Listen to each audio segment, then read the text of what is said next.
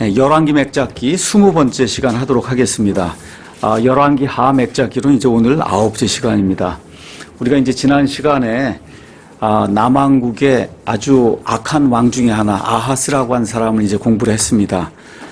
이 사람이 아시리아 왕에 의해서 이제 불려가서 시리아에 갔다가 시리아 사람들이 이방 신들을 섬기는 이런 제단을 보고 그 제단의 양식을 이렇게 대제사장에 보내서 그래서 이스라엘에 있는 하나님의 집에 있는 제단 자체를 바꾸게 만들고 그러고 난 뒤에 맨 끝에는 아예 백성이 들어가서 하나님께 예배드리지 못하도록 성전 자체 문을 폐쇄하는 이런 악한 일을 저지른 이런 사실을 우리가 이제 살펴봤습니다.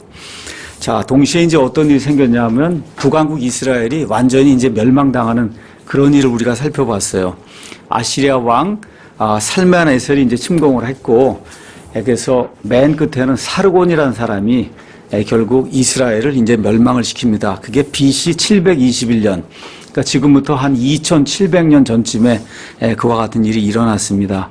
그래서 그 원인은 하나님의 말씀을 버리고 하나님을 버리고 우상을 숭배했다는 거예요. 그래서 이제 바빌론 포로 생활 하러 가서 이방 사람들이 우상 섬기는 것을 가서 보더니 진저리가 난 거예요. 이런 건 아니구나. 그렇죠? 그래서 바빌론 포로 생활하고 돌아온 이후는 우상 숭배했다는 얘기가 안 나와요. 여러분 이해하시겠죠? 그러니까 그렇게 우상을 숨기니까 한번 가서 바빌론 땅에 가서 아주 우상 천지에 가서 한번 살아봐라. 이렇게 이제 하나님이 하셔서 70년 동안 바빌론에 가서 돌 섬기고 나무 섬기고 뭐 이런 거 섬기는 이런 모든 거 보고 절대 이제 이렇게 하면 안 되겠구나 이러고 돌아와서 그래서 다시는 우상 숭배는 하지 않는 이제 다른 걸로 또 하나님을 괴롭게 하죠. 어찌됐든 이런 일이 이제 발생을 했습니다. 자, 이렇게 되면서 아시리아 왕이 북왕국 그 10지파 그 사람들을 다 데려다가 자기 나라 여러 곳에 이제 이주를 시키고 또 자기 나라에 살던 여러 이교도들을 그 땅으로 이제 보내서 그래서 결국 그 사마리아 지역이라고 하는 그래서 사마리아 사람들이라고 하는 유대인과 그 다음에 이교도들의 하이브리드 이런 그 종족이 이제 형성되는 그런 내용을 우리가 이제 살펴봤습니다. 이제 오늘은 또 다음 시간도 마찬가지로 히스기야의 통치에 대해서 이제 공부를 해보려고 하는데 히스기야. 그래서 열왕기하 18장에서 20장 오늘 이제 보고 그 다음에 이제 역대기하에도 이제 나오는데 좀 한번 가서 히스기야라고 하는 그 훌륭한 사람이 어떤 일을 했는지 살펴보도록 하겠습니다. 아까 말씀드린 대로 721년, BC 721년에 이스라엘이 멸망을 했어요. 아시리아에 의해서. 그 이후로 약 120년에서 130년 지난 이후에 바빌론에 의해서 남왕국 유다도 멸망을 당해요. 그러니까 이제부터 열왕기 하 나오는 거는 다 유다 왕들에 대한 이야기. 이제 이스라엘은 망했기 때문에 유다 왕들에 대한 그런 이야기만 이제 나오는 거예요. 얼마 정도? 120년 정도. 더 이제 남은 겁니다. 이렇게 해서 맨 마지막에 시드기야가 바빌론 왕에 의해서 두 눈이 다 빠지고 이렇게 되면서 이제 포로로 잡혀가는 이와 같은 일이 이제 성경에 기록되어 있습니다. 먼저 히스기야는 중요한 사람이니까 히스기야의 그 이름의 뜻을 여러분에게 먼저 말씀드리겠습니다. 주님께서 강하게 하신다. 이게 히스기야의 뜻이에요. 여기 18장 1절 가서 보니까 이스라엘 왕 엘라의 아들 호세아의 제3년에 호세아가 이스라엘의 마지막 왕이에요. 그래서 호세아가 몇 년까지 갔냐면 9년까지 갔어요. 그래서 3년에 히스기야가 왕이 됐고 그로부터 6년 있다가 이스라엘이 멸망을 당한 거예요. 그러니까 히스기야가 자기 눈으로 직접 북왕국 이스라엘이 멸망하는 걸 봤단 말이에요. 아시겠죠? 그 이후부터 이제 이스라엘은 더 이상 존재하지 않고 남왕국 유다만 한 120년 정도 더 존재하는 거다. 그렇게 이제 여러분이 이해하시면 되겠고 왕이 될 때 그 아버지가 아하스예요. 아하스의 뒤를 이어서 왕이 될 때 나이가 25살 그리고 왕으로서 얼마를 통치했냐? 29년을 통치했다. 그러니까 지금 식으로 얘기하면 54년 살고 이제 하나님께로 간 그런 훌륭한 그런 사람입니다. 그래서 어려운 때 이름이 이제 하나님이 도와주신다 그런 얘기거든요. 하나님의 도우심을 받고 힘을 받아서 나라를 다스렸던 이 남왕국 유다의 훌륭한 왕이 이제 몇 명 나옵니다. 다윗 이후에 이제 솔로몬 때 이제 이게 갈라졌어요. 갈라진 이후에 북왕국 이스라엘에 19명의 왕이 있었는데 한 명도 좋은 사람이 없다 그랬습니다. 남왕국 유다에는 시드기야까지 해서 총 20명 있었는데 그 20명 가운데 그래도 하나님 보시기에 가장 좋다 이렇게 이제 되는 사람들이 아사, 그 다음에 여호사밧, 그 다음에 오늘 나오는 히스기야, 그 다음에 맨 마지막에 시드기야의 아버지가 되는 요시야, 이렇게 이제 네 사람이 좋은 그런 왕으로 성경에 이제 기록이 되어 있습니다. 자, 이렇게 되면서 이 사람이 18장 3절에 가서 보니까 히스기야가 자기 조상 다윗이 행한 모든 것에 따라 주의 눈앞에서 올바른 것을 행하였다. 그러니까 그 옛날에 이스라엘과 유다에서 좋은 왕이 되려고 할 때 벤치마킹이 되는 그 사람이 누구냐? 다윗이에요. 그러니까 아사, 여호사밧, 그 다음에 여기 나온 히스기야, 요시야, 이 모든 사람들이 다윗을 벤치마킹해서 그래서 좋은 일을 하나님께 하려고 했던 그런 사람들이다. 성경이 이제 그렇게 기록하고 있습니다. 제가 여러 차례 이제 말씀드렸듯이 다윗이 좋은 사람입니다. 그럼에도 불구하고 완전한 사람은 아니에요. 여기 이제 히스기야가 처음부터 끝까지 좋은 일만 많이 여기 기록이 돼 있어요. 그럼에도 불구하고 완전한 사람은 아니라는 거, 이걸 기억하시면서 그래도 이스라엘과 그 다음에 남왕국 유다의 왕들 중에 산당은 영어로 하이 플레이스 이렇게 돼 있어요. 높은 산이 있고 영어로는 높은 산은 마운틴이라고 표현했고, 그 다음에 이렇게 언덕으로 조금 이렇게 조그만 이렇게 돼 있는 그런 조그만 산은 힐로 표현돼 있어요. 우리말로는 언덕이라고 이제 표현이 돼 있는데 사실 크게 차이가 없어요. 작은 산, 큰 산 이 정도 차이가 있는 거예요. 그래서 이 사람들이 높은 산에 가서 뭘 세운 건 아니고 자기네 동네에 이렇게 구름같이 이렇게 좀 높은데 거기다가 산당들을 세워놓고 그리고 우상을 숭배했거든요. 그래서 히스기야가 산당들 제거하고 그 다음에 또 형상들을 깨서 부수고 이렇게 이제 하면서 우상 숭배 이제 다 타파를 하면서 성전 예배를 부활시킨 그와 같은 아주 훌륭한 왕이에요. 4절에 가서 보니까 그가 산당들을 제거하고 형상들을 깨뜨리며 작은 숲들을 베어내고 모세가 만든 놋뱀을 산산조각 내니 이는 그때까지 이스라엘 자손이 그 뱀에게 분향하였기 때문이더라. 그가 이 뱀을 느후스탄이라 하였더라. 지금 이렇게 이제 기록이 되어 있습니다. 자, 이제 히스기야 왕이 이제 개혁을 하는 그런 내용을 보도록 하겠습니다. 개혁의 내용은 열왕기 하에는 한 절로 딱 표현이 되어 있어요. 지금 우리가 읽은 거. 아시겠죠? 열왕기 하에는 한 절로 되어 있고 이거를 자세하게 역대기 하에 3장에 넘게 그렇게 기록을 하고 있어요. 그래서 오늘 저희가 2개를 다 읽은 거예요. 그러니까 히스기야를 이야기할 때 히스기야가 왜 좋은 왕이냐, 개혁을 시작했단 말이에요. 그 개혁하는 내용은 역대기 하에 나오는 거예요. 그 여기 열왕기 하에는 그냥 단순하게 한 절, 그래서 한 절만 나와요. 그 한 절 나오면서 산당들과 형상들을 깨뜨리고 작은 숲들을 다 베어내고, 그리고 재미있게도 뭐가 있었다 그래요. 모세 시절에 여러분 놋뱀 만들었던 거 기억하시죠? 백성들이 하도 말을 안 듣고 이렇게 할 때 하나님께서 불뱀을 보냈단 말이에요. 많은 사람이 죽게 될 때 놋으로 뱀을 만들어서 달고 그 놋뱀을 바라보는 자는 살겠다고 하나님께서 말씀해 주신 그 놋뱀, 그 놋뱀의 이름이 느후스탄이에요. 여러분 사탄 아시죠? 사탄하고 같은 그런 의미로 느후스탄, 놋으로 만든 사탄이다. 아마 이렇게 좀 이제 보시면 될 것 같아요. 그러니까 모세가 BC 1500년 전의 사람이에요. BC 1500년. 지금 여기 히스기야가 한 720년 됐으니까 한 800년 동안 사람들이 몰래 그 놋뱀을 숭배를 했단 말이에요. 그래서 놋뱀을 숭배를 했어요. 이게 생명이 있는 종교와 생명이 없는 종교의 차이예요. 생명이 있는 종교는 살아계신 하나님을 섬깁니다. 하나님의 말씀을 가지고. 그렇죠? 그런데 죽어있는 종교는 유품을 섬겨요. 유품 아니면 유물, 뼈다귀 이런 걸 섬긴단 말이에요. 그래서 여러분 로마 교황청이나 이런 데 가서 보세요. 다 사람을 해갖고 여기 뼈를 거기에서 갖다 모셔놓고 그러고선 이 앞에 경배하고 하는 그런 일을 하거든요. 그러니까 종교심이 사람이 이제 있기 때문에 무언가 이렇게 좀 옛날에 훌륭한 성인이나 뭐 이런 사람이 있으면 거기 가면 괜히 무언가 뭐 큰 은총이 떨어질 것 같은 그런 생각을 하는 거예요. 이게. 그래서 카톨릭 교회 같은 데는 뭐 지금도 뭐 예수님의 머리카락이 발견됐다 그러고 그렇죠. 예수님이 쓰시던 무슨 성배, 무슨 잔이 발견됐다 그러고 이런 방식으로 해서 사람들을 우상 숭배하는 그런 쪽으로 이제 이끌고 갑니다. 그러니까 이 이스라엘 백성도 하나님의 선민인데도 불구하고 그 안에 종교성이 이제 남아있다 보니까 저 놋뱀을 바라보며 살았다고 하니 우리가 아프거나 이럴 때 저 놋뱀한테 가서 좀 기도하면 이게 낫지 않을까 이런 생각을 하고 근한 800년을 몰래 이걸 가지고 우상 숭배를 해왔다는 거예요. 그래서 지금 이 히스기야가 도저히 안 되겠다. 이렇게 해서 어떻게 됐어요? 이 뱀을 산산조각을 냈다고 지금 성경이 그렇게 이제 기록을 하고 있습니다. 자, 그래서 이 내용은 여기 열왕기에만 나오고 역대기하에는 이제 나오지 않아요. 자, 그래서 여러분 우리 신명기 34장 보면 이제 모세가 죽는 내용이 나옵니다. 그 죽는데 모세의 또 무덤이 남아 있으면 얼마나 또 굉장했겠어요, 이게. 그러니까 하나님께서 모세를 느보산에 직접 들어다가 그래서 하나님이 이렇게 묻으시고 아무도 모세의 몸 어디 있는지 알지 못하도록 이렇게 좀 긍휼을 베푸신 그런 내용도 이제 성경에 기록이 되어 있습니다. 자, 히스기야가 이제 좋은 왕이에요. 그래서 29년 동안 이제 통치를 했는데 왕이 되자마자부터 이 사람이 행한 일, 이거를 저와 여러분이 본받아야 돼요.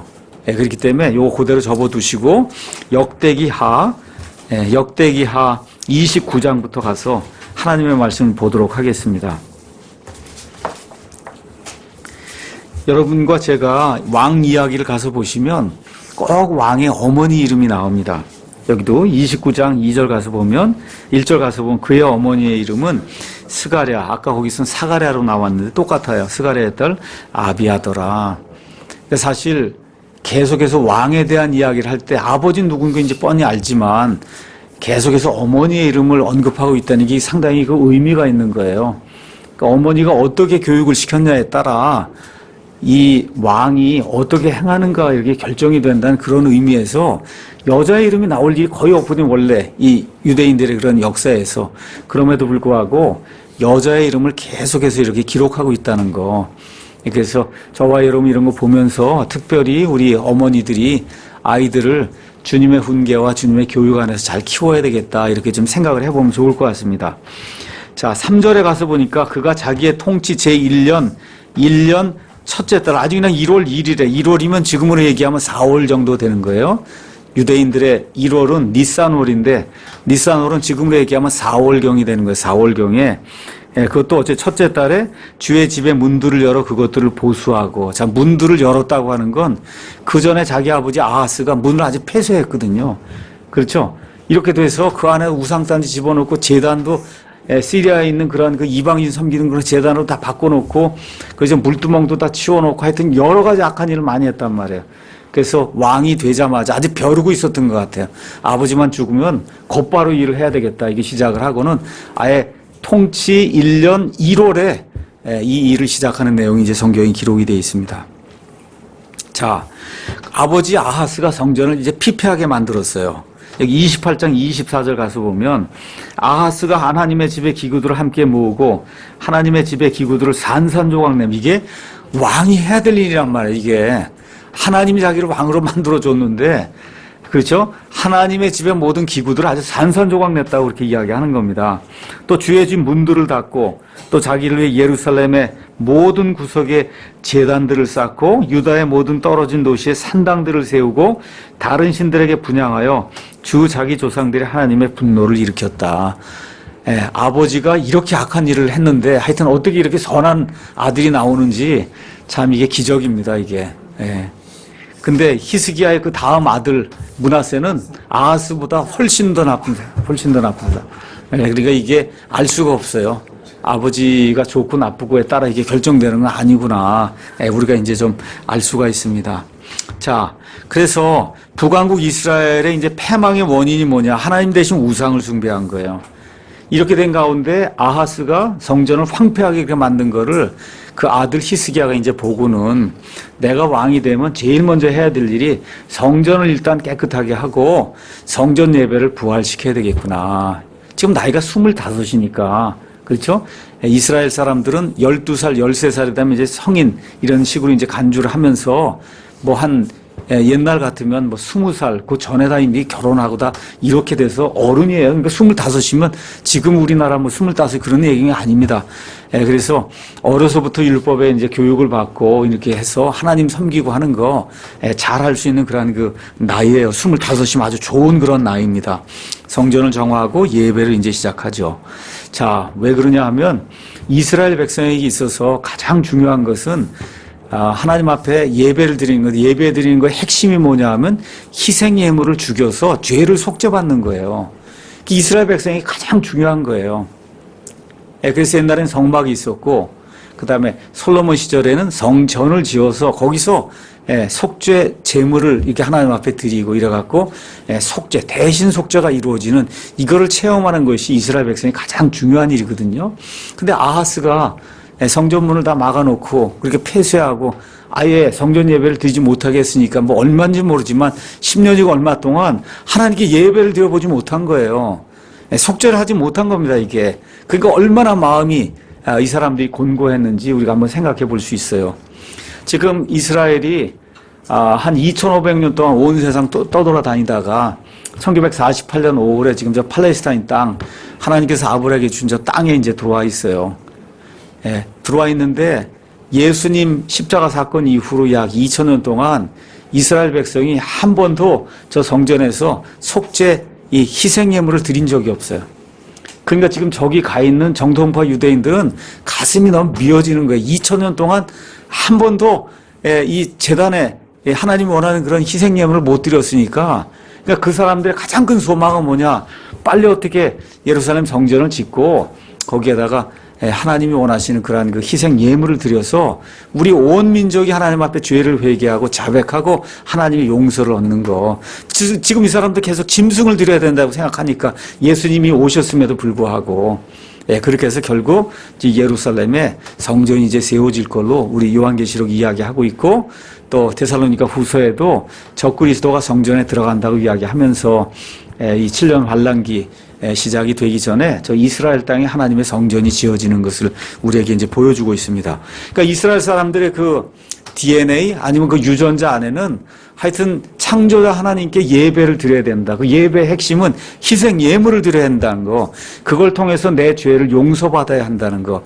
이게 이 사람들 속에 아주 강하게 지금 들어있기 때문에 그거 하나의 그 일념을 가지고 지난 한 2500년 동안 온 세상을 떠돌아다니면서도 나라 잃고 정말 갈 데가 없으면서도 그 신앙 하나 유지하고, 그리고 하나님의 강권적인 이번 역사에 따라 1948년 5월에 저기 이제 돌아가게 된 거예요. 그러니까 히스기야는 지금 한 10년 정도 아버지가 성전문을 막아갖고 예배 못 드리게 했는데 이렇게 답답했는데 2000몇 년 동안 그랬으니 저 사람들의 답답함이 얼마나 클 것인가, 이런 걸 통해서 우리가 이제 잠깐 이제 살펴볼 수가 있습니다. 그래서 성전에서 드리는 그 예배, 대신 속죄를 실제로 경험하는 그 예배, 이것이 잘못되면 백성과 국가가 멸망한다는 거예요. 그래서 이스라엘 백성이 멸망했고 120년 지나서 결국 유다도 이제 멸망하게 된 거예요. 그러니까 하나님께 예배 드린다는 거, 옛날엔 짐승의 그런 희생 예물로 드렸지만 지금은 예수님께서 요한복음 4장에 나와 있는 것처럼 영으로, 진리로, 예수님이 이미 단번 속죄로 모든 걸 끝을 내셨기 때문에 더 이상 죄들로 인한 헌물이 필요 없다고 하는 그런 놀라운 시대에 우리가 살고 있어요. 그걸 우리가 믿으면서 영과 진리로 하나님 앞에 예배 드리는 거, 이게 잘못되면 그럼 현대 교회도 망할 수밖에 없다. 교회라고 하는 이름은 가지고 있을지 몰라도 영과 진리 안에서, 신령과 진정이 아니라 영과 진리 안에서 정말 하나님 기뻐하시는 그런 예배를 드리지 않으면 교회 모습은 있을 수 있고 아름다운 어떤 그 건축물은 있을 수 있어도 지금 여러분 보시는 것처럼 영국이라든지 이런 데 얼마나 좋은 교회가 많아요. 지금 다 선술집으로 변하고, 그렇죠? 뭐 가서 예배 드리는 사람이 없으니까 이런 방식으로 변하고 있고, 제가 미국 가서 이렇게 이제 유학할 때도 우리 존스 홉킨스 대학교 앞에 이제 감리교 이제 거기서 예배를 드렸는데 아마 한 1900년도 경에 이제 지었을 거예요. 그 당시에 대리석으로 해갖고, 그래서 아마 적어도 한 700~800명 이상 들어가는 아주 웅장한 건물이에요. 지금 할머니, 할아버지 20명 이렇게 모여서 예배를 드리고 있어요. 예배를. 지금은 아마 폐쇄가 돼서, 그마저 지금 폐쇄가 돼서 인터내셔널 뭐 공동 예배당이 됐다는 것 같아요. 뭐 이슬람 사람도 오고 모두 오고 이렇게 해서 공동 그런 예배당이 됐다. 아마 그러한 그 슬픈 이야기를 제가 들었거든요. 이렇게 이제 변하게 되는 거예요. 그래서 우리 예배의 핵심은 뭐냐? 창조자 하나님, 구원자 하나님. 그렇죠? 그 구원자 하나님께 우리가 가지고 있는 그 흠모하는 마음, 하나님과 함께 있고 싶어 하는 마음. 그렇죠? 하나님을 찬양하고 싶은 그런 마음, 이런 것들을 표출해서 하나님께 영광을 돌리는 거, 이게 예배의 핵심인데 히스기야 그걸 그렇게 간절히 원하는 가운데 어떻게 해서 자기 왕이 되자마자 곧바로 이제 성전을 이렇게 정결하게 하는 그런 일이 이제 나오게 됩니다.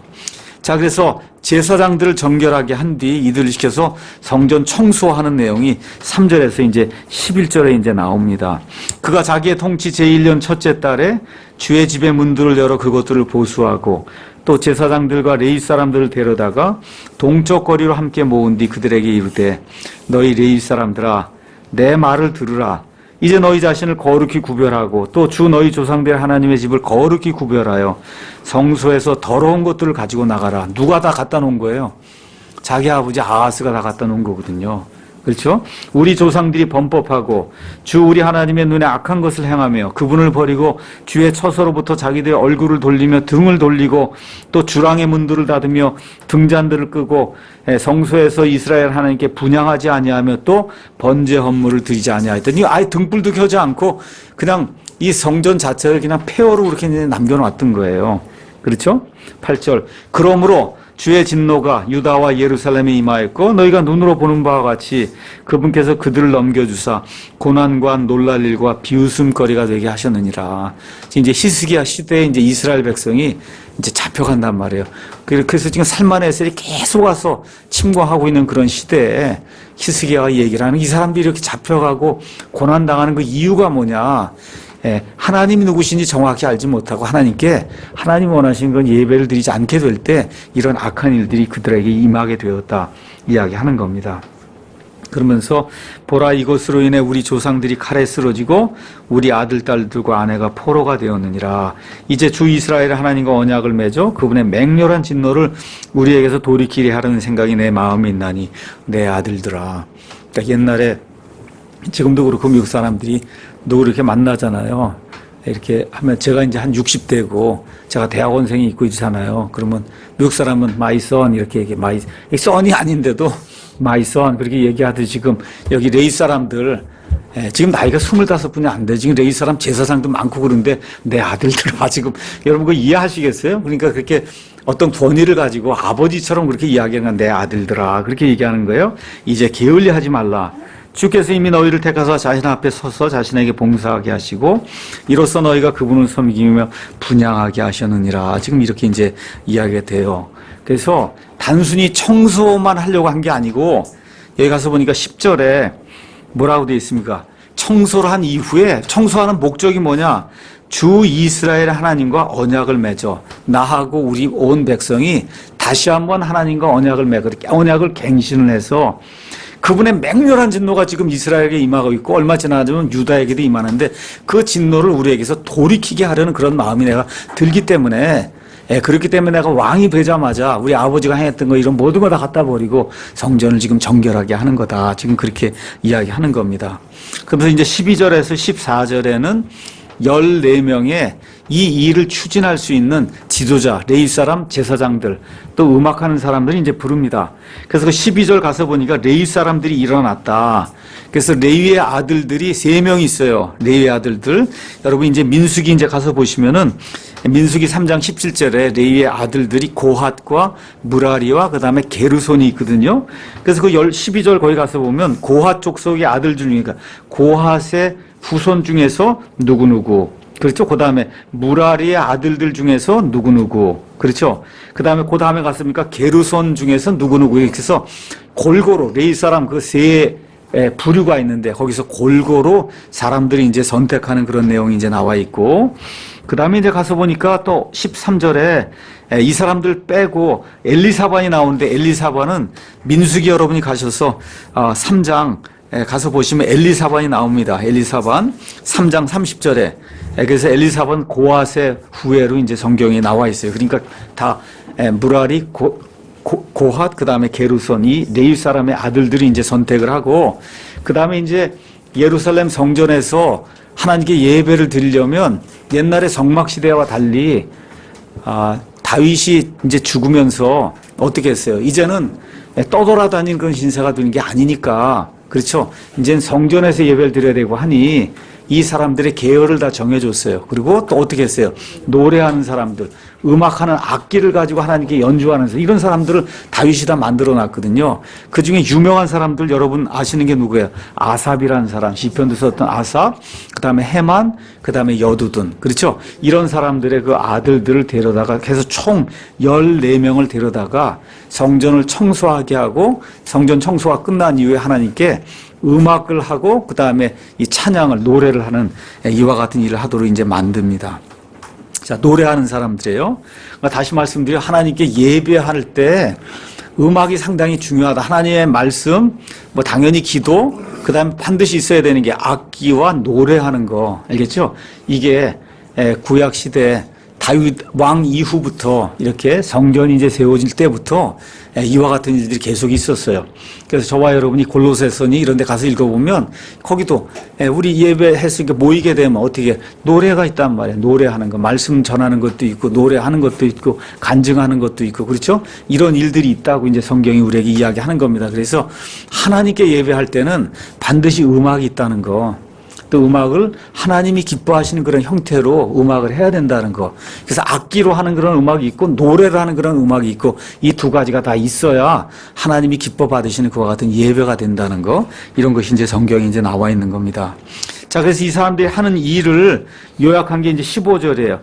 그들이 자기들의 형제들을 모으고 자신을 거룩히 구별한 뒤에 가서 왕의 명령에 따라 주의 말씀들에 의거하여 주의 집을 정결하게 했다. 그래서 어디부터 시작했냐? 지성소부터 시작한 거예요. 그래서 언제 시작했냐? 1월 1일부터 시작해서 여러분 17절 가서 보니까 이제 그들이 첫째 달 초하루에 거룩히 구별하기 시작하여 그 달 8일에 주의 주랑에, 주랑은 이게 커다란 그런 기둥이거든요. 저 안에 있는 지성소부터 시작해갖고 여기 주랑까지 이제 나오고 거기서 멈춘 게 아니에요. 나머지 이제 뜰도 다 청소하고 이제 해야 되니까 언제까지 갔냐? 16일까지. 예, 이렇게 돼서 17절에 첫째 달 16일에 이르러서 끝냈다는 거예요. 그러니까 16일 동안 이 사람들이 하여튼 성전과 그 뜰에 있는 모든 것들 다 치우는 이런 청소 작업을 대대적으로 이제 했다고 성경이 우리에게 이제 이야기해 주는 겁니다. 그 다음에 18절에는 아하스가 다 가져다가 이제 놨던 그런 악한 것들 다 제거를 하고 아하스 이전에 하나님의 집에 있던 그런 기구들 이런 것들 다시 복원하는 그런 내용이 이제 성경에 기록이 되어 있습니다.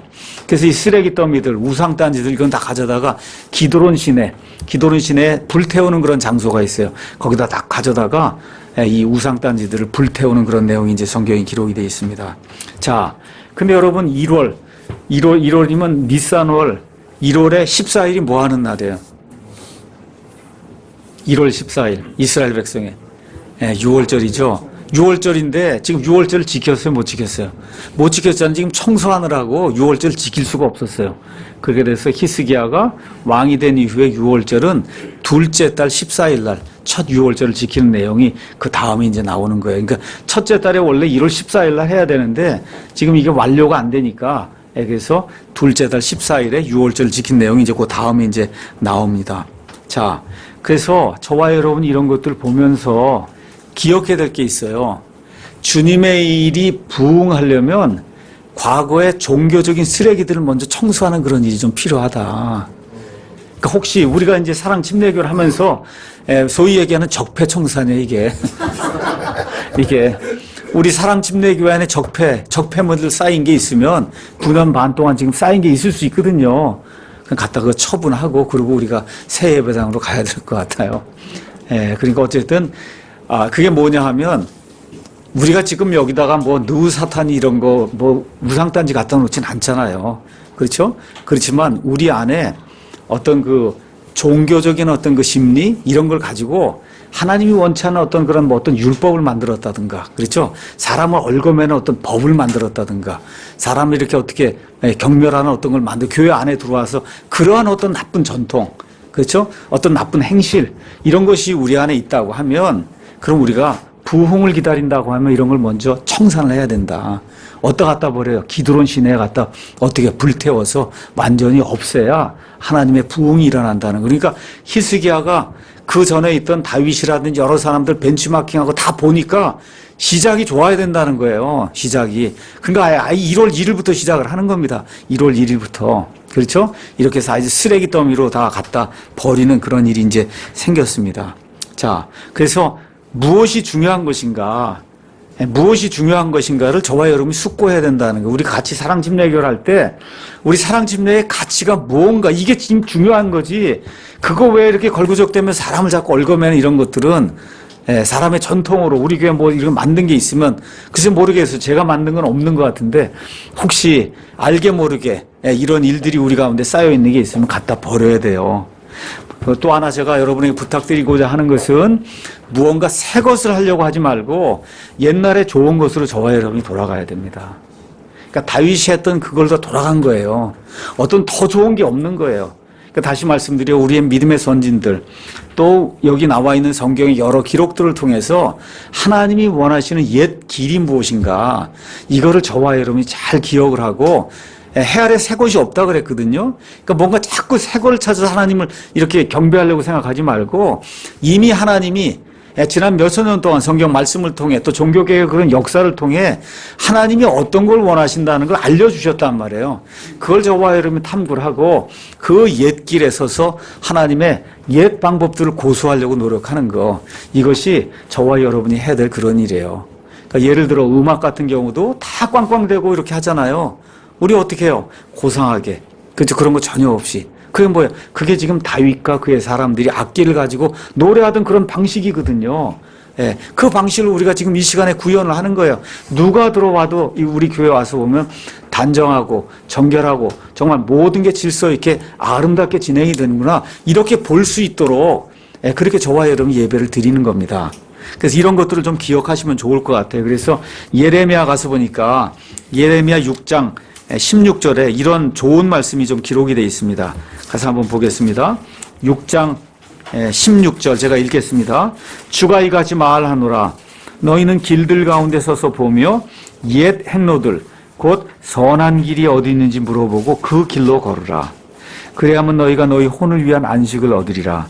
그러나 그들은 말하기를 우리가 그 길로 걷지 아니하리라 하였으며, 하나님이 옛길, 성경에 나와 있는 그 길로 걸으라고 하는데, 이스라엘 백성이, 특히 여기 나중에 이제 유다 백성이 예레미야 당시에 하나님이 원하시는 그런 옛길로 걷지 않겠다고 작정을 하고 계속 나아가다가 바빌론 포로 생활 잡혀가는 그런 내용이 이제 기록이 되어 있는 거거든요. 그래서 우리가 이제 새롭게 이제 교회를 시작하면서 무언가 어떤 새로운 프로그램, 뭐 어떤 거 이런 거 물론 필요해요. 그 시대에 맞게 이제 하는 게. 그런데 그 정신이 중요하다는 거예요. 그 정신이 하나님의 말씀에 들어있는 그 옛길, 하나님이 원하시는 그런 길, 그 길에 합당한가 아닌가를 저와 여러분 정신을 똑바로 차리고 그렇게 잘 보고 하나님이 원하시는 그런 길로 이제 나아가야 되는 겁니다. 자, 이렇게 돼서 이제 29장에 20절에서 이제 36절에는 성전을 이제 새롭게 다 청소를 했으니까 이제 하나님께 성전을 봉헌하는 그런 내용이 그 안에 기록이 되어 있습니다. 그래서 21절에 가서 보니 20절에 히스기야가 예루살렘의 치리자들을 이제 함께 모으고, 그리고선 21절에 가서 보니까 여러 마리 하나님이 원하시는 그러한 그 짐승들을 가져다가 하나님 앞에 희생물을 드린 내용이 그 안에 기록이 되어 있습니다. 근데 그 희생물을 뭐라고 써 있냐면 21절에 죄의 헌물로 삼았다. 여러분, 죄의 헌물 뭐예요? 지금까지 우리가 죄를 졌습니다. 그렇죠? 내 아버지가 죄를 짓고 내 할아버지가 죄를 짓고 왕이 죄를 짓고 왕뿐만 아니라 온 백성이 하나님 앞에 죄를 지었다 해서 죄의 헌물로 다시는 이런 일을 하지 않겠다고 하는 그런 의미로 죄의 헌물로 하나님 앞에 이제 드렸어요. 죄의 헌물로 드린 다음에 그 다음에 이제 가서 보니까 그 죄 헌물 이야기가 나오면서 번제 헌물로도 잡아드렸다. 24절에도 가서 보니까 온 이스라엘을 위해 번제 헌물과 죄 헌물 드렸다. 이제 이렇게 이제 돼 있거든요. 번제 헌물, 이건 뭐야? 태워서 죽이는 거예요. 그 태워서 죽이는 그걸 홀로코스트라고 얘기해요. 그래서 우리가 워싱턴 이런 데 가면 홀로코스트 뮤지엄이 있어요. 이스라엘이 이 2차 세계대전 때 600만 명이 죽었잖아요. 그렇죠? 이거를 여기 지금 번제 헌물을 드릴 때 이거 완전히 홀홀 태워갖고 다 죽이는 게 그게 번제 헌물 드리는 거거든요. 이스라엘이 그와 같은 고통을 당했다 해서 그거를 홀로코스트라고 이야기하는 거예요. 그 홀로코스트가 번제물이다. 어떻게 처음부터 끝까지 완전하게 태워서 하나님 앞에 드리면서 우리가 죄를 지었다고 하나님 앞에 우리 자신을 내어놓고 그리고 속죄를 받기 원하는 그런 심정으로 이 번제 헌물을 드린 내용이 그 안에 이제 기록이 되어 있습니다. 그래서 죄업물은 백성과 제사장들의 죄들로 인해서, 그 다음 24절에 이제 가서 보니까 제사장들이 그것들을 잡아 제단 위에 드린 그것들의 피로 화해를 이루었다. 그 하나님과 화해를 이루기 위해서는 반드시 피가 있어야 된다는 거예요. 피 흘림이 없은즉 죄들의 사면이 없다고 얘기하는 겁니다. 그래서 짐승을 잔치 죽인 것으로 그게 되는 게 아니라 그 피로 제단 위에다 뿌려서 그래서 혼을 위해 속죄를 한다고 성경이 우리에게 이야기해주고 있는 거예요. 그래서 그 짐승들의 피를 가지고 하나님과 화해하는 그런 일이 이제 있었다고 성경이 이제 이야기하고 있고, 자, 이것이 이제 끝난 다음에 레위 사람들과 음악하는 사람들 노래하고 그 다음에 악기로 이제 주님을 찬양하는 내용이 25절에서 28절에 나옵니다. 자, 이렇게 해서 처음에는 왕이 이런 모든 것들 헌물이 이렇게 됐는데 백성들이 이 왕이 이렇게 그 하나님의 일을 하는 걸 보고 마음에 감동이 된 거예요. 그렇게 돼서 28절에서 36절에 가서 보시면 백성이 수도 없이 많은 그와 같은 그 희생 예물을 하나님 앞에 가져오는 내용이 그 안에 이제 기록이 되어 있습니다. 그래서 32절 가서 보니까 회중이 가져온 번제 헌물의 수는 70마리, 순양이 100마리 이렇게 되어 있는데 33절에 거룩히 구분하여 드린 건 소가 600마리, 양이 3,000마리, 그러니까 엄청나게 많은 그와 같은 희생물을 백성이 자원해서 드린 거예요. 뭐 왕이 내라 그러고 그런 것이 아니라 하나님의 영이 이렇게 임해서 이 사람들에게 하나님께 예배하려고 하는 그런 마음을 하나님께 주시게 될 때 백성이 자원해서 정말 엄청나게 많은 그와 같은 그 제물을 하나님 앞에 드리는 내용이 이제 그 안에 기록이 되어 있습니다. 자, 그런데 이거를 이제 잡아서 드리려고 하면 제사장이 다 죽여야 되잖아요. 그렇죠? 근데 제사장이 손이 모자라는 게 너무 많으니까. 그렇죠? 이렇게 돼서 34절 가서 보니까 제사장들이 다 이거를 행할 수가 없는 거예요. 그래서 제사장이 아닌 레위 사람들도 거기서 소들을 잡아 죽이고 가죽을 벗기는 그런 일들을 이제 했다. 성경이 그렇게 기록이 되어 있습니다. 그러면서 거기 가서 보니까 34절에 재미있는 게 있어요.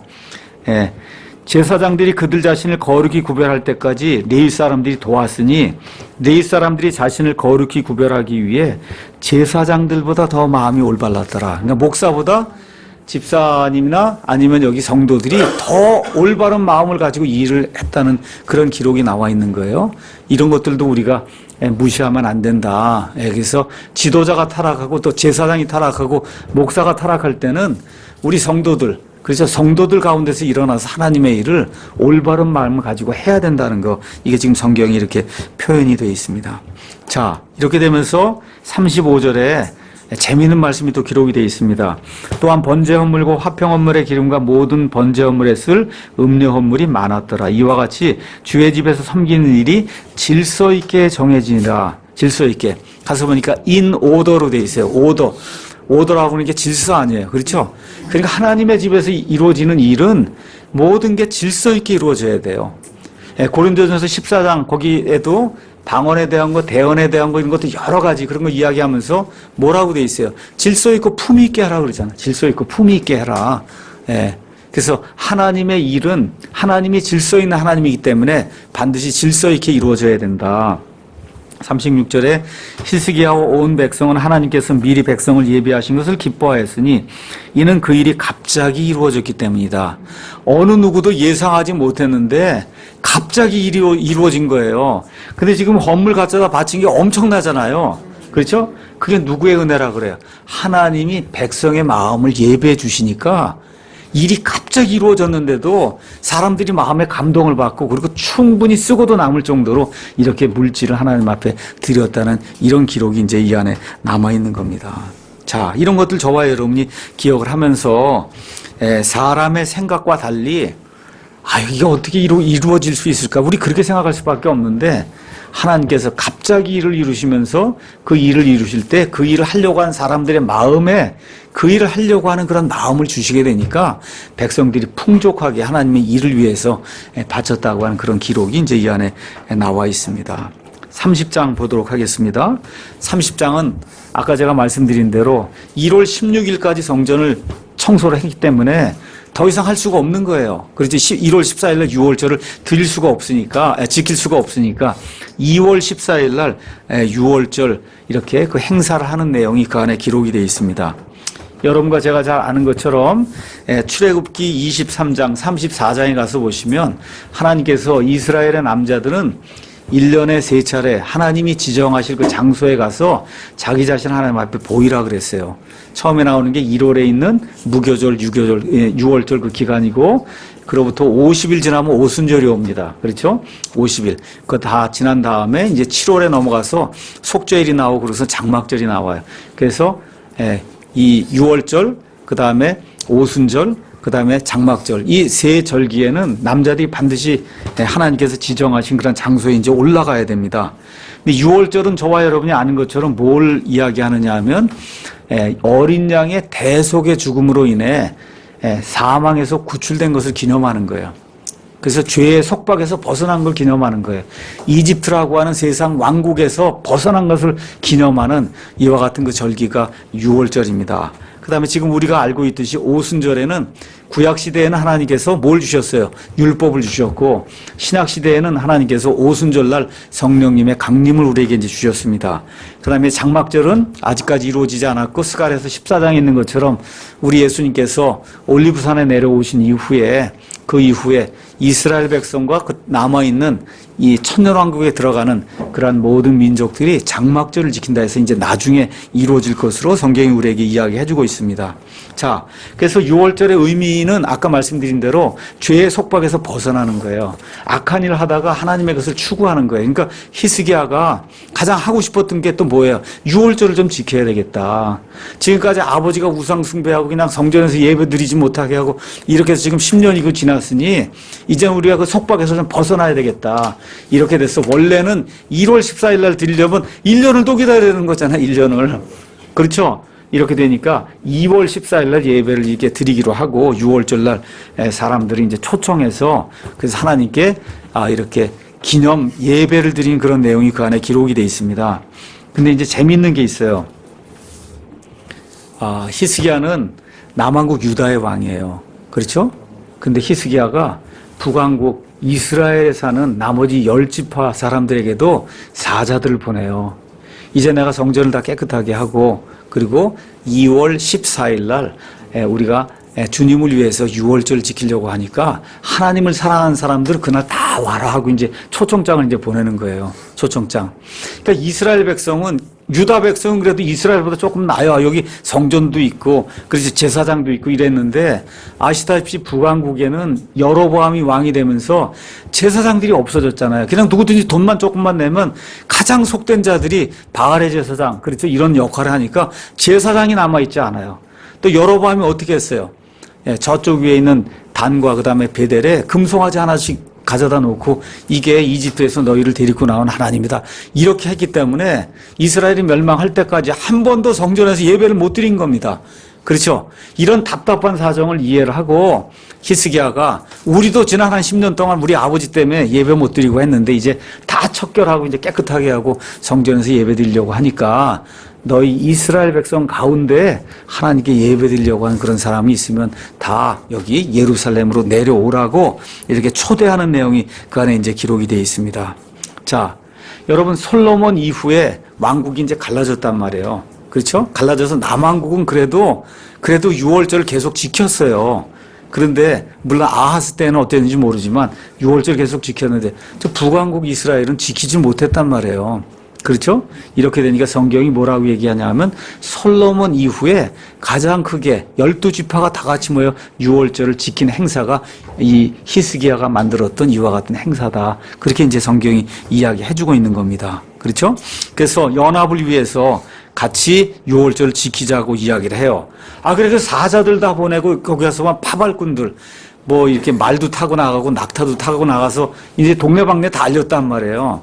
근데 10절 가서 보니까 10절에 이처럼 파발꾼들이 도시에서 도시로 에브라임과 므낫세 지방 저 위에 있는 이스라엘 지방에 가서 두루 다니며 스불론까지 다시 말씀드려 북왕국 10지파 여기 모두를 다 두루 다니며 오라고 초청을 했는데 그들이 저들을 조롱하며 비웃었더라. 그러니까 이스라엘 저 북왕국에 있는 이스라엘 사람들의 대다수가 저놈들 미쳤구나 이렇게 생각했다는 거예요. 그렇죠? 그래서 그 다음 절 가서 보니까 이스라엘 가운데 극소수가 예루살렘에 와서 유월절을 지켰다는 내용이 그 안에 기록이 되어 있습니다. 11절 그럼에도 불구하고 아셀과 므낫세와 스불론 중에서 여러 사람이 자신을 낮추어 예루살렘에 이르러서 그래서 하여튼 대표격으로 이제 온 거죠. 그렇죠? 10지파가 내려오고 이 밑에는 유다와 베냐민이 있었으니까 다 합쳐서 12지파가 솔로몬 이후에 처음으로 같이 모여서 유월절 이 행사를 한 그 일이 이제 이 안에 이제 기록이 되어 있는 겁니다. 날짜는 아까 말씀드린 대로 2절, 그 다음에 13절 가서 보니까 둘째 달에 많은 백성이 무교절을 지키려고 예루살렘에 모였는데 그것은 심히 큰 회중이더라. 이제 이렇게 되어 있습니다. 자, 그래서 이제 엄청나게 많은 사람들이 예루살렘에 모였는데 문제가 발생한 거예요. 문제가 뭐냐면 이런 일들을 진행하고 하려면 짐승도 잡아 죽이고 여러 일들을 하려면 제사장이 많아야 되는데 제사장이 아직 채 준비가 안 된 거예요. 왜 그러냐면 지난 10년 동안 그 아버지 시대에 그렇죠. 이거 성전문을 막아놓고 제사장이 제사장 노릇을 하지 못하도록 이렇게 만들어 놨으니까 손발이 묶여 있는 거예요. 제사장들이. 말 그대로 10년 동안 뭐 어떻게 해보질 못했으니까 우왕좌왕하는 거예요.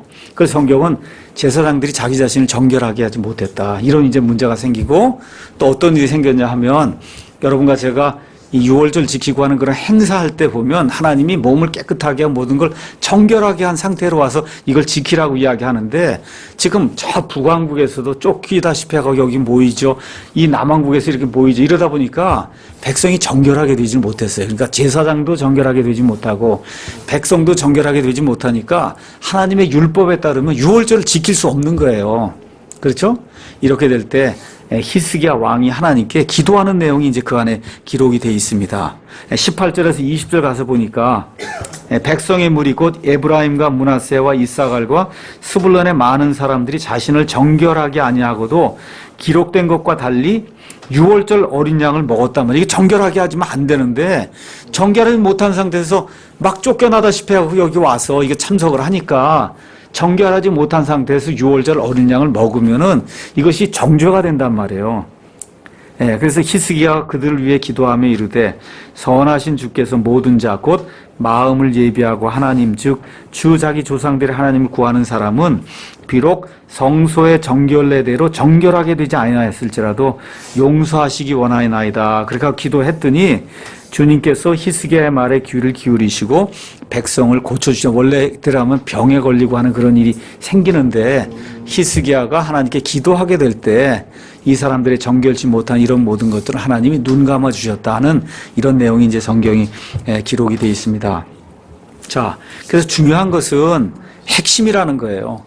그렇죠? 뭘 이렇게 옷을 깨끗이 하기 이게 중요한 게 아니라 여기서 지금 하나님이 우리에게 보여주시려고 하는 게 하나님을 사랑하는 그런 마음만 있으면 좀 지저분하고 뭐 이렇게 해도 하나님이 그 속에 들어있는 그 마음의 중심을 보신다.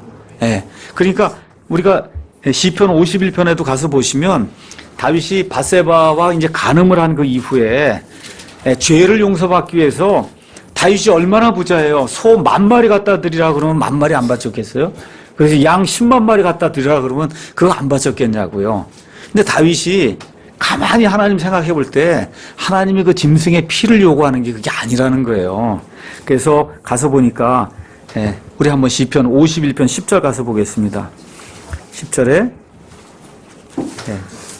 나를 주의 앞에서 쫓아내지 마시고 주의 거룩한 영을 내게서 거두지 마시라 이렇게 이야기하고 10절에는 오 하나님이여 내 안에 깨끗한 마음을 창조하시고 내 속에 올바른 영을 새롭게 해달라 이렇게 기도를 하면서 가서 보니까 16절에 주께서는 희생물을 원치 아니하시나니 그렇지 않으면 내가 그것을 드렸으리이다. 주께서는 번제 헌물을 기뻐하지 아니하시나이다.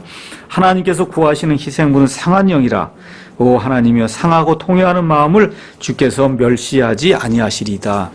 이걸 또 문자 그대로 읽고 이제 교회에 뭐 헌금 내고 이런 거 안 해도 되는구나 이렇게 생각하시면 안 돼요. 지금 다윗이 안 한 게 아니에요. 번제 헌물도 이렇게 다 드렸는데 그것보다 더 중요한 게 통회하는 마음이라는 거. 지금 그걸 표현한 거지.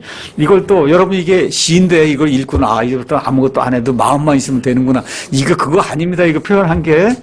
그거 기억을 하시고 하나님이 통회하는 그런 마음 그것이 있으면 우리에게 부족한 것이 있어도 하나님이 용서해 주신다고 하는 거, 이런 마음만 우리가 좀 배우면 좋을 것 같아요. 그러니까 주일에 우리가 예배 드리러 올 때도 똑같은 심정으로 오시면 돼요. 내가 옷이 좀 부족할 수도 있고, 하여튼 뭐 헌금이 조금 부족할 수도 있고, 여러 가지 부족할 수 있어요.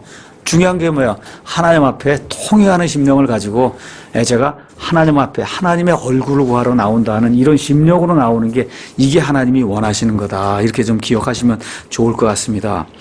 그래서 이제 어떤 일이 생겼냐? 유월절하고 그 다음에 무교절까지 합쳐갖고 이제 7일을 지켰단 말이에요. 근데 백성들이 너무 기쁜 거예요. 지난 몇백 년 동안 유월절을 12지파가 모여갖고 해본 적이 없잖아요. 그러니까 너무 기쁘니까 어떻게 해요? 일주일 더 하자, 그런 거예요. 일주일 더 하자, 연장. 그래서 22절, 21절에 너무 기뻐갖고 23절에 전체 집회가, 왕이 하자 그런 거 아닙니다. 전체 집회 군중이 또 다른 이레를 지키기 위해 의논하고 그들이 또 다른 이레를 즐겁게 지켰다. 성경이 그렇게 이야기하고 있습니다. 근데 이게 가서 보시면은 솔로몬이 성전 봉헌했잖아요. 성전을 봉헌했을 때 그때는 언제 모였냐 하면 7월에 모였습니다. 이건 지금 2월에 모인 거고 7월에 모였어요. 원래 성전 봉헌을 하면서 그 행사를 일주일 동안 하려고 그랬어요. 근데 성전 봉헌하니까 너무 좋은 거예요. 그러니까 백성들이 어떻게 다시 일주일 또 하자 이래갖고 솔로몬이 성전을 봉헌할 때도 2주에 걸쳐 했고, 지금 여기 히스기야가 성전을 깨끗하게 한 뒤에 유월절을 지키는 것도 자발적으로 일주일 더 늘려서 2주간 이렇게 지키는 그런 내용이 그 안에 이제 기록이 되어 있습니다. 그럼 이 동안에 이 사람들이 즐겁게 했는데, 즐겁게 하는 동안에 무슨 일을 했냐? 22절에 이래 동안, 명절 내내 이래 동안 먹으며 화평헌물을 드리고 주 자기 조상들의 하나님께 자백하는 말을 했다. 너무 기쁜 이런 가운데 나와 우리 조상들이 하나님께 제대로 예배하지 못하고 악한 일들을 행했습니다. 특별히 저 북왕국 이스라엘에서 온 사람들은 너무너무 그게 한에 맺혔을 거 아니에요. 그렇죠? 고백하고 자백하고 하나님께 회개하는 그런 일이 있었다. 자, 근데 어떤 일이 생겼냐면 일주일을 더 하려고 하니까 이 사람들 먹고 하려면은 또 제사 이거 드리려고 하면 많은 짐승이 필요하잖아요. 그렇죠? 거기 24절에 왕과 통치자들이 희생물을 더 많이 내줬다는 거예요. 그러니까 결국은 리더십을 가진 사람들이 희생을 해야, 그래야 교회도 부흥할 수 있다는 거예요. 그러니까 이게 지금 성도들이 다 같이 즐겁게 하자고 하는데 성도들이 지금 낸 게 아니야. 가서 보니까 왕과 통치자들이, 그렇죠, 하나님을 기쁘게 하는 그 일을 위해서 더 많이 희생을 했다고 성경이 이야기하고 있는 거예요. 우리 교회도 그래서 제가 말씀드린 거예요. 지난주에도 좋은 리더들이 좋은 교회를 이끌고 나가야 된다. 그래서 리더들이 더 희생을 많이 해야 되는 겁니다. 지난주에 리더십 이야기를 한 다음에 아래층에 내려와서 어떤 형제님들하고 그 집사 뭐 이런 거에 대한 그 이야기를 하는데, 영어로다 가서 집사를 가서 한번 살펴보자 이런 얘기가 나와서 디모데전서 3장을 읽어봤습니다. 그 3장에 가서 보면 첫 부분에 목사에 대한 내용이 있고 그 다음 부분 집사에 대한 내용이 있어요. 근데 재밌는 건 목사에 대해서는 하나님이 보답을 뭐 해주신다는 내용이 없어요. 그 안에 한번 가서 봅시다. 한번 디모데전서 3장. 디모데전서 3장 1절부터 이제 7절까지가 목사에 대한 내용이거든요. 목사를 잘 직무를 수행하면 무슨 복이 있다 이런 내용이 없습니다, 여기에. 근데 그 다음에 가서 뭐 집사가 나와요. 8절부터 쭉 집사가 나온 다음에 13절 가서 보니까 집사를 잘 하면 그럼 하나님이 복을 준다는 거예요. 집사는. 그러니까 집사의 직무를 잘 수행한 사람들은 자기들을 위해 좋은 지위를 얻으며 또 그리스도 예수님 안에 있는 믿음에서 큰 담대함을 얻느니라. 그래갖고 얻는다 그러니까 이게 무슨 얘기인가 해서 그 형제님이 가서 영어를 한번 찾아봤어요. 영어를 가서 보니까 얻는 게 이렇게 obtain 아니면 get 이런 게 아니라 purchase로 돼 있어요.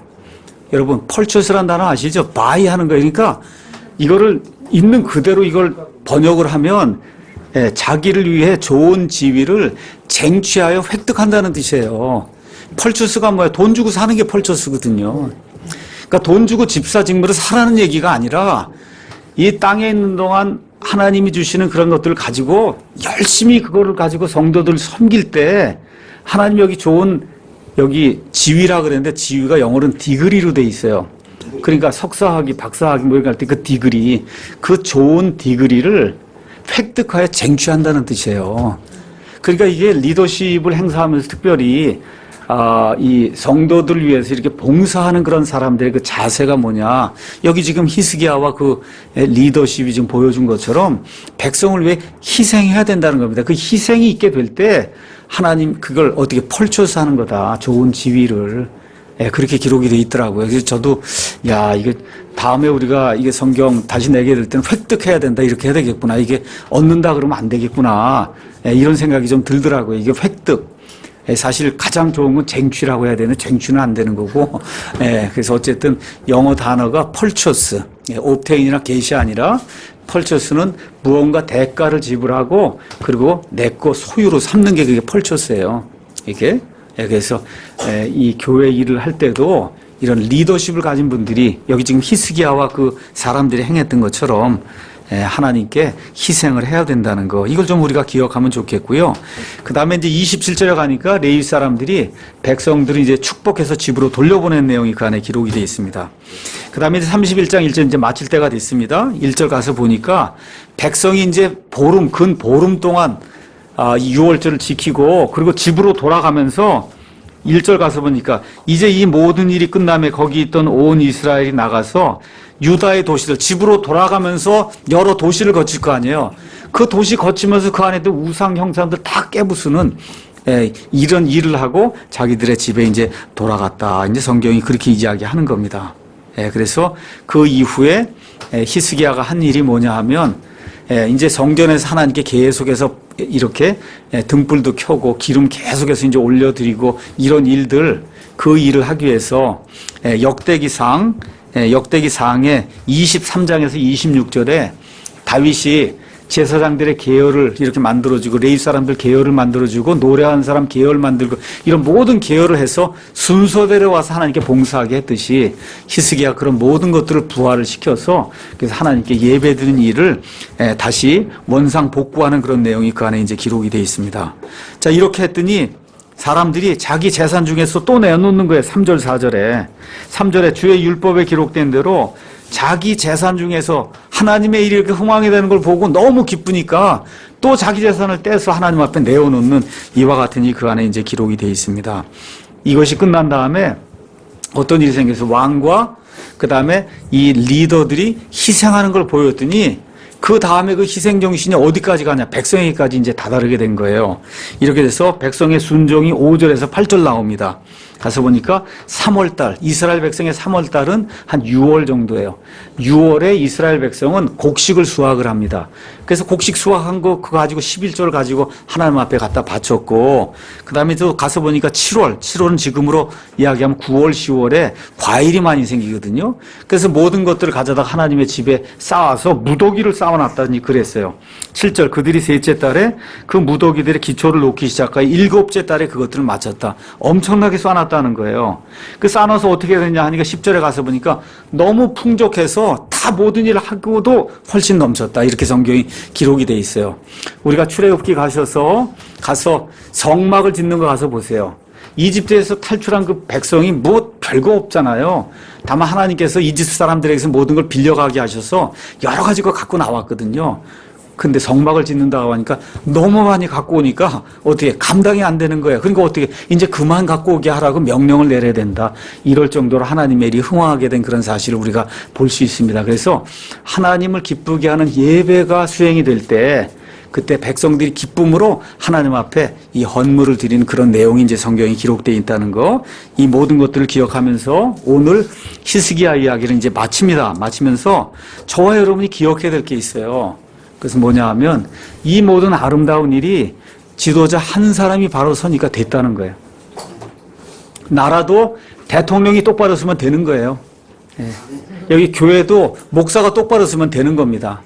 그래서 저도 그걸 위해 노력할 거고, 저가 끝난 이후에 예수님 그때까지도 안 오시면 또 어떤 목사가 올 겁니다.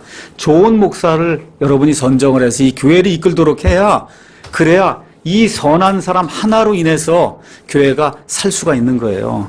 그래서 이런 것들 좀 기억을 하면서 지도자 한 사람에 의해서 교회가 서거나 넘어진다는 거, 나라가 서거나 넘어진다는 거, 이런 것들을 좀 기억하면 좋을 것 같습니다. 그래서 여기 끝에 가서 보니 히스기야에 대한 이야기가 이렇게 기록이 되어 있어요. 31장 20절. 히스기야가 온 유다에서 두루 이같이 행하되 주 자기 하나님 앞에 선하고 올바르고 참된 것, 선하고 올바르고 참된 것을 하는 목사를 데려와야 됩니다. 이 교회에 나중에.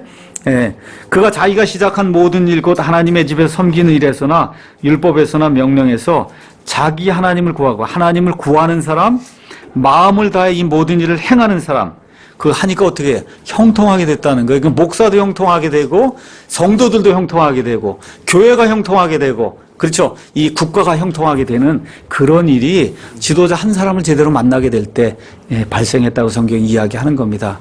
그래서 우리 교회 안에서 이런 지도자들이 많이 나와서 여러 교회를 세우고 또 국가를 세우는 그런 아름다운 일이 주님의 은혜 가운데 왕성하게 일어나기를 축원합니다.